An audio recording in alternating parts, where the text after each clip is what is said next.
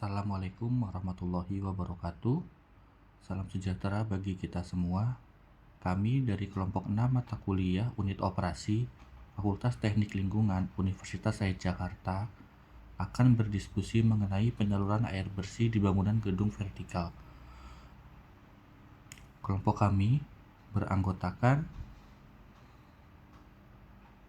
Nasmi Albar Pratama, Anissa Nurhalifah, Astri Simbolon, Ilham Anja Setiaputra, Maisuri Farkah, dan Revana Andis Anjani. Pokok bahasan dari diskusi kami adalah 1. Latar belakang kami berdiskusi mengenai hal ini. 2. Sumber air bersih dan mekanisme penyaluran air bersih pada bangunan vertikal. 3. Manajemen tekanan dan distribusi air ke masing-masing unit. 4. Perhitungan storage atau tangki penyimpanan dan kualitas air bersih. 5. Pemeliharaan pipa. 6. Penyaluran pipa air panas atau biaya energi. 7. Perbandingan biaya sewa per lantai. 8. Contoh kasus kegagalan penyaluran air bersih pada bangunan vertikal. Permasalahan utama di Indonesia terkait ketersediaan air bersih meliputi keterbatasan jumlah, cara pengelolaan, dan juga sumber air yang sulit diakses. Air bersih yang tersedia perlu disalurkan kepada pengguna dengan menggunakan suatu sistem yang seefektif mungkin agar dapat termanfaatkan. Dalam pembangunan gedung, perlu diperhatikan juga sistem penyaluran air bersih, terutama pada bangunan gedung bertingkat atau vertikal, sehingga air dapat diakses pada tiap lantai sesuai peruntukannya oleh para penghuni. Untuk itu, kami membahas bagaimana sistem penyaluran air bersih di bangunan gedung vertikal, hotel, dan apartemen. Definisi air bersih adalah air yang memenuhi persyaratan bagi sistem penyediaan air, di mana persyaratan yang dimaksud adalah persyaratan segi kualitas air yang meliputi kualitas fisik, kimia, biologis, dan radiologis sehingga dapat dikonsumsi dengan aman oleh manusia. Sedangkan persyaratan kuantitatif dalam penyediaan air bersih ditinjau dari segi banyaknya air baku yang tersedia untuk memenuhi kebutuhan sesuai jumlah penghuni yang dilayani.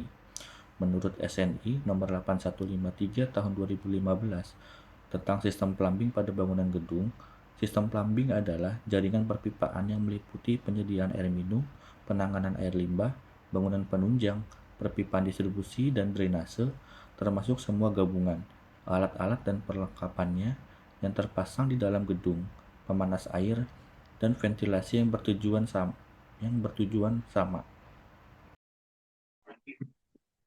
Ya, baik. Untuk selanjutnya, sumber air dan mekanisme penyaluran air bersih. Pada materi kali ini, sumber air pada bangunan gedung bertingkat sumber air yang sering digunakan untuk penyaluran air bersih ke dalam bangunan gedung bersumber dari PDAM atau pompa sumur dalam. Kemudian mekanisme penyaluran air bersihnya itu ada 3. Yang pertama, sistem sambungan langsung, sistem tangki atap, juga sistem tangki tekan. Kemudian sumber air bersih PDAM, sumber air bersih yang diperoleh dari PDAM bersifat kontinu untuk menyuplai air bersih selama 24 jam dan ditampung di dalam groundwater atau GWT untuk kemudian disalurkan ke roof water atau tangki atas. Untuk menampung debit air dipompakan melalui pompa air bersih. Kemudian untuk sumber air bersih dari deep well, pengambilan sumber air menggunakan deep well menggunakan pengeboran dalam tanah. Seringnya penggunaan ini tidak kontinu atau hanya digunakan saat tertentu saja apabila debit penyuplainya mengalami hambatan. Air bersih yang diperoleh disalurkan ke groundwater dengan pompa deep well. Kemudian untuk peralatan atau equipment penyaluran air bersihnya, ada pompa air bersih, ada sand filter, ada carbon filter, ada P-booster, RWT, dan GWT. Kemudian untuk sistem di mana pipa distribusi dalam gedung disambung langsung dengan pipa utama penyedia air bersih seperti gambar di samping. Misalnya pipa utama di bawah jalan dari perusahaan air minum PAM. Kemudian untuk sistem tangki atap ditampung terlebih dahulu dalam tangki bawah yang dipasang pada lantai terendah bangunan atau di bawah muka tanah. Kemudian dipompakan ke suatu tangki di atas yang terletak di atas atau di atas lantai tertinggi bangunan. Dari tangki atap ini, air akan didistribusikan ke seluruh bangunan, seperti gambar di samping. Pada sistem tangki atap ini disediakan pompa cadangan untuk menaikkan air ke tangki atap. Pompa cadangan ini dalam keadaan normal biasanya dijalankan bergantian dengan pompa utama. Kemudian untuk sistem ini jarang digunakan pada bangunan gedung, melainkan pada perumahan. Untuk sistem ini, prinsip kerja tangki tekan ini ialah air yang telah ditampung dalam tangki bawah, seperti halnya pada sistem tangki atap, dipompakan ke dalam suatu bejana tangki, tertutup sehingga udara di dalamnya terkompresi. Kemudian air dari tangki tersebut dialirkan ke dalam sistem distribusi bangunan dengan pompa yang bekerja secara otomatis. Pompa berhenti saat tekanan tangki mencapai batas maksimum dan kembali bekerja saat tekanan mencapai batas minimum. Kan? Baik, terkait manajemen tekanan dan distribusi ke masing-masing unit. Terkait dengan sistem pengaliran ini terdapat dua jenis sistem pengaliran, yaitu sistem pengaliran bawah atau yang biasa disebut dengan downfeed system dan sistem pengaliran ke atas atau yang biasa disebut dengan upfeed system. Nah, kedua sistem ini umumnya digunakan untuk distribusi air bersih pada bangunan middle rise dan high rise, di mana pada bangunan gedung vertikal cenderung menggunakan pengaliran bawah atau downfeed system dalam sistem penyaluran air bersihnya. Next. Nah, di sini ada skema sistem penyaluran air bersih menggunakan downfeed system. Kalau untuk downfeed system, distribusi air bersih pada bangunan dengan menggunakan reservoir bawah sebagai media untuk menampung debit air yang disuplai oleh PDAM atau sumur dalam sebelum didistribusikan ke reservoir atas oleh pompa hidrolik. Di sini seperti terlihat ya. Sebelumnya, Mas. Nah, untuk yang PDAM dan sumur dalam itu dikumpulkan terlebih dahulu atau ditampung di GWT atau groundwater tank sebelum akhirnya didistribusikan atau ditransfer ke tangki atap roof water tank menggunakan pompa hidrolik. Nah, kemudian dari roof water tank akan didistribusikan ke unit-unit lantai menggunakan pompa booster. Perbedaan dengan sistem pengaliran ke atas atau upfeed system itu adalah pada GWT atau groundwater tank. Pada sistem air bersih dari sumber air langsung menuju ke reservoir atas, dari reservoir atas akan didistribusikan langsung ke dalam bangunan gedung menggunakan pompa booster untuk menyamakan tekanan airnya. Nah, volume reservoir atas menjadi lebih besar karena merupakan wadah satu-satunya untuk menyimpan cadangan air bersih. Di sini seperti kita ketahui ya, perbedaannya yaitu untuk upfeed system itu tidak adanya GWT atau groundwater tank sehingga air yang diperoleh dari PDAM dan sumber dalam langsung disalurkan ke tangki atap atau roof water tank. Nah, di sini penjelasannya, tekanan air dan kecepatan aliran. Tekanan air yang kurang mencukupi akan menimbulkan kesulitan dalam pemakaian air.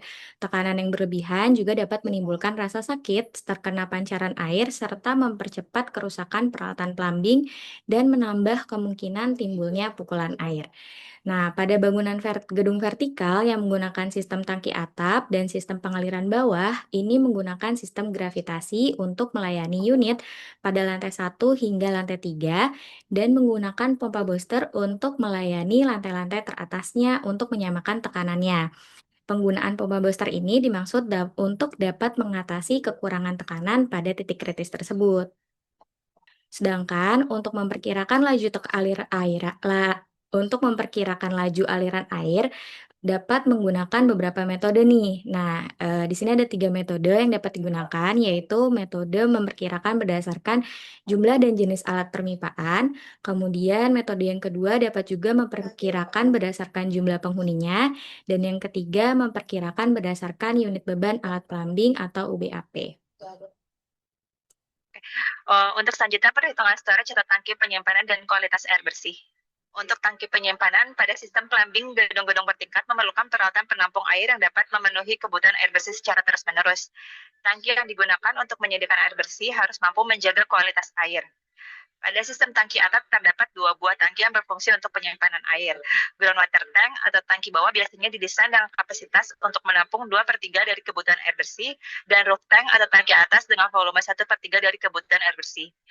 Untuk keperluan mengalirkan dan menaikkan air ke tangki atas, maka diperlukan pompa. Terdapat 2 macam pompa yang digunakan, yaitu pertama pompa supply dan yang kedua pompa booster. Untuk ketentuan tangki penyimpanan, agar menjaga kualitas air yang tersimpan dalam tangki, konstruksi tangki harus memenuhi persyaratan sebagai berikut. Pertama, tangki penyediaan air harus direncanakan, dibuat sedemikian rupa sehingga tidak bocor, tahan terhadap binatang perusak, korosi, dan tekanan yang timbul pada waktu penggunaannya. Kedua, tangki harus mempunyai perlengkapan sedemikian rupa sehingga pemeriksaan dapat dilakukan dengan aman dan mudah. Yang ketiga, tangki gravitasi atau tangki tabur tekanan harus tertutup dan dilengkapi dengan fan yang bukaannya dilindungi terhadap masuknya serangga. Penembusan pipa yang melayani tangki pada lantai atau atap harus rapat air, sehingga dalam pemasangan tangki air diperlukan ruang bebas yang cukup di sekeliling tangki untuk pemeriksaan dan perawatan, seperti di sebelah atas, dinding, dan di bawah alasnya, sesuai dengan SNI 8153/2015. Untuk rumus tangki bawah atau groundwater tank, hanya digunakan menampung air. Kapasitas tangki dapat dihitung dengan rumus berikut. Volume tangki air sama dengan jumlah kebutuhan air per hari dikurang kapasitas pipa dinas dikali dengan rata-rata pemakaian air per hari. Untuk tangki air yang juga berfungsi menyimpan air untuk pemadam kebakaran dapat dihitung dengan rumus volume tangki air sama dengan jumlah kebutuhan air per hari dikurang kapasitas pipa dinas dikali dengan rata-rata pemakaian air per hari ditambah cadangan air untuk pemadam kebakaran.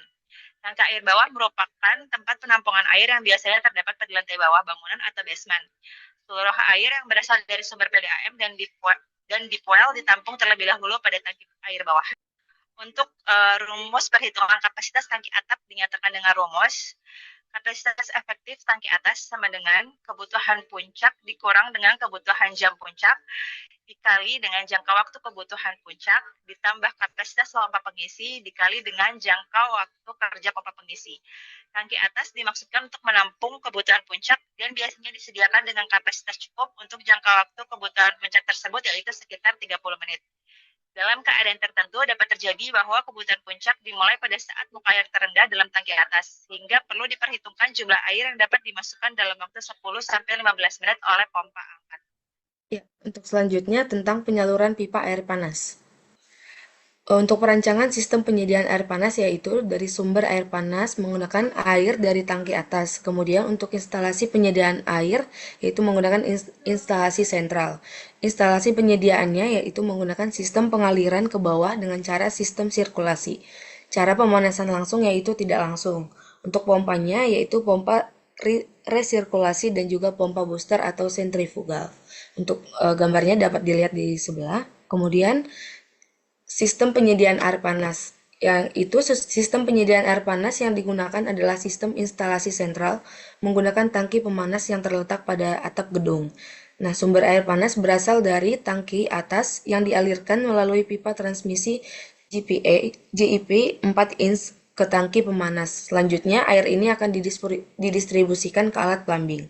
Kemudian, pipa aliran balik berfungsi untuk meresirkulasikan air panas yang tidak terpakai ke tangki pemanas melalui pompa resirkulasi. Pipa ini hanya digunakan dalam sink atau shower. Nah, untuk perhitungan biaya energi penyaluran pipa air panas ini, perhitungan biaya energi ini dapat pada air panas pada gedung vertikal mencakup 2 komponen utama. Yang pertama, energi ini untuk memanaskan. Kemudian yang kedua, energi untuk memompa air panas secara vertikal melalui pipa menuju lantai atas. Nah, energi untuk memanaskan air yaitu energi awal yang dibutuhkan untuk memanaskan air dan juga suhu masuk ke suhu pemakaian. Dengan rumus yang digunakan adalah Q sama dengan M kali C kali delta T. Energi tambahan untuk penyaluran dari vertikal atau head loss atau fringe loss plus liftnya yaitu penyaluran air panas ke atas misalnya dari lantai 10 atau 20 memerlukan energi pompa. Yang diperhitungkan yaitu head loss atau gesekan dalam pipa, kemudian yang kedua, ketinggian vertikal atau lifting, dan juga efisiensi pompa. Selanjutnya yaitu perbandingan biaya sewa per lantai. Di sini ada skenario perbandingan biaya sewa air di gedung. Perbandingan ini merujuk pada perbandingan beban biaya yang ditanggung oleh pengguna atau tenan gedung dengan biaya aktual atau standar yang ditetapkan oleh penyedia air, misalnya PDAM. Untuk skenario ini, yang pertama, tarif PDAM standar itu seharga sekitar 4.000 per meter kubiknya. Nah, untuk sistem penyaluran di gedung ini sendiri, pengelola gedung menggunakan sistem pompa untuk mendistribusikan air ke unit-unit. Mereka menambahkan biaya operasional dan pemeliharaan ke tarif sewa air. Biaya sewa air yang dikenakan bagi penghuni yaitu kenakan tarif 9.000 per meter kubiknya, sudah termasuk biaya pemompaan, pemeliharaan pipa internal, meter air, listrik, dan keuntungan pengelola. Untuk asumsi dari konsumsi air bulanan itu rata-rata per unitnya sekitar 20 meter kubik per bulan. Dari tabel di slide ini dijelaskan bahwa biaya aktual PDAM sekitar 80.000 untuk konsumsi air per bulan dalam 20 meter kubik per bulannya. Lalu untuk biaya sewa dari pengelola gedung sekitar 180.000. Maka selisih biaya sekitar 100.000 dan presentasi kenaikan harganya 125%. Yang kedua ada contoh kasus kegagalan penyaluran sistem air bersih.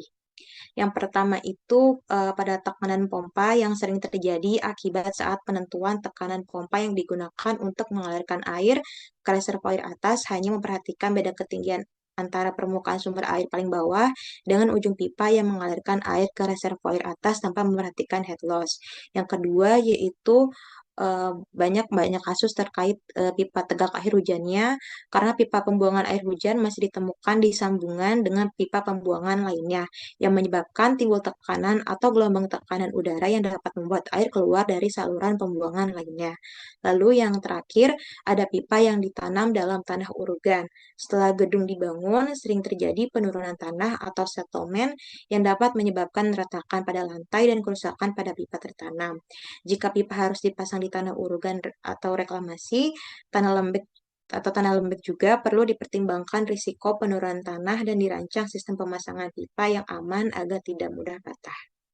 Selanjutnya, saya balik lagi ke moderator. Baik, terima kasih Mbak Revana dan rekan-rekan yang lainnya mengenai pembahasan materi yang sudah kita mengenai penyaluran air bersih di gedung bertingkat. Apakah ada rekan kalian yang ingin bertanya mengenai materi yang kita bahas hari ini? Saya mau tanya boleh? Oh ya, silakan Mbak Revana. Saya mau tanya, tadi tuh di slide ke-15, boleh ditunjukin nggak Mas di slide 15? Nah, di sini tuh kan ada disebutin mengenai pompa booster ya. Nah, kenapa pompa booster ini diperlukan dalam sistem distribusi air bersih dalam gedung vertikal? Baik, berarti boleh saya ulang lagi ya Mbak Revana pertanyaannya. Berarti mengapa kita tuh butuh pompa booster untuk sistem distribusi air ya? Iya, betul Mas Ilham. Baik, mungkin ada yang menjawab. Baik Mas Ilham, boleh saya bantu menjawab? Silakan Mbak. Baik Mbak Revana, saya coba bantu jelaskan ya. Untuk pertanyaan yang tadi, pompa booster itu diperlukan dalam sistem distribusi air bersih pada bangunan gedung vertikal karena tekanan air dari sumber utama seperti PDAM atau tangki bawah GWT biasanya tidak cukup kuat untuk mendorong air hingga ke lantai-lantai atas bangunan.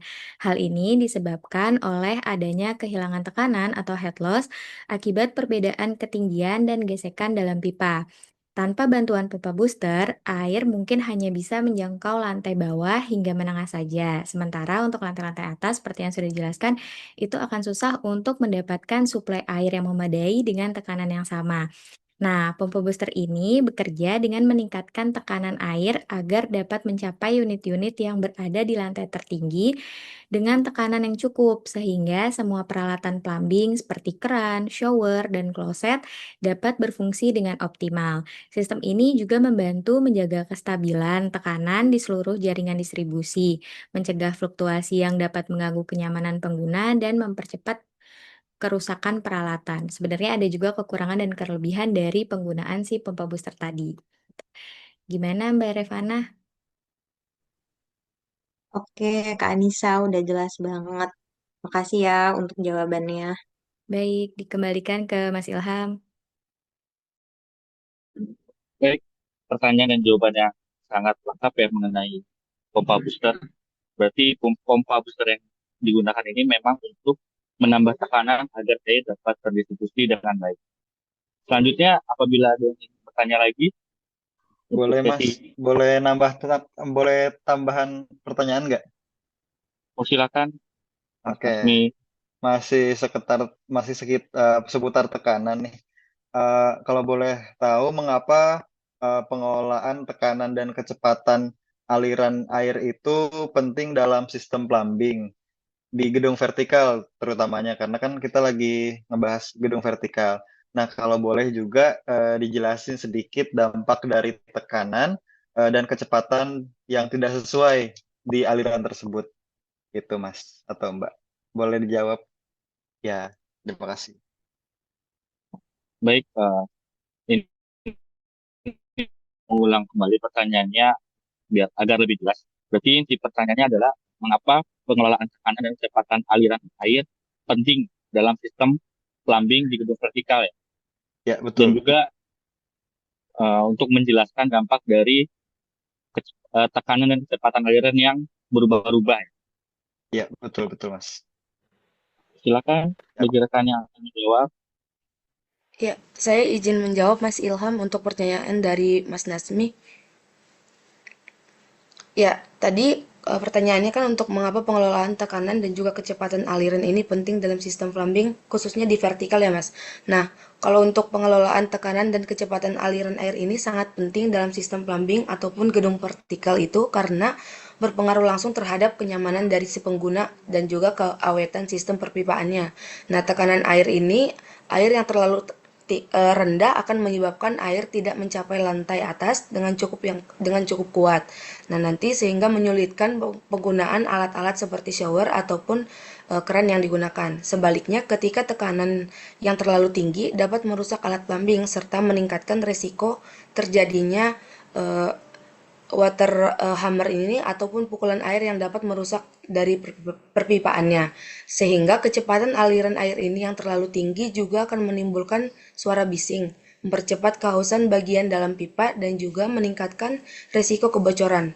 Sehingga dari itu standar kecepatan aliran umumnya ini dipertahankan antara 0,9 hingga 1,2 meter per detik dan tidak lebih dari 2 meter per detik. Kira-kira itu yang bisa saya jelaskan. Terima kasih.